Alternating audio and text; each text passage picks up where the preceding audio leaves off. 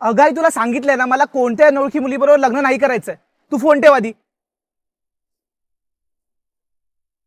हाय. हाय. काय मग घरी लग्नाची बोलणी सुरू झाली वाटतं. तू अजूनही गिव्ह अप नाही केलंय तर? इतक्यात हार मानली तर ते प्रेम कसलं? अगं प्रियंका, तुला माहितीये राधिका बद्दल. राधिका पुढे निघून गेली आयुष्यात, तू अजूनही तिथे अडकलायस. अच्छा मी काय म्हणते, तुझ्या घरी लग्नाची बोलणी सुरू झालीये, माझ्या घरचेही लग्नासाठी मागे पडलेत, मग माझ्याशीच कर ना लग्न. तू लग्नापर्यंत पण पोचली तर? म्हणजे बघ ना, तू शेवटी कोणासोबत सेटल होशीलच. मग एखाद्या अनोळखी व्यक्तीसोबत सेटल होण्यापेक्षा ज्या व्यक्तीचं तुझ्यावर प्रेम आहे त्याला संधी दिलेली काय वाईट? अगं प्रियंका, संसार असा एकट्यात नाही होत ग. संसारापर्यंत पोचलास म्हणजे कुठेतरी विचार करतोय.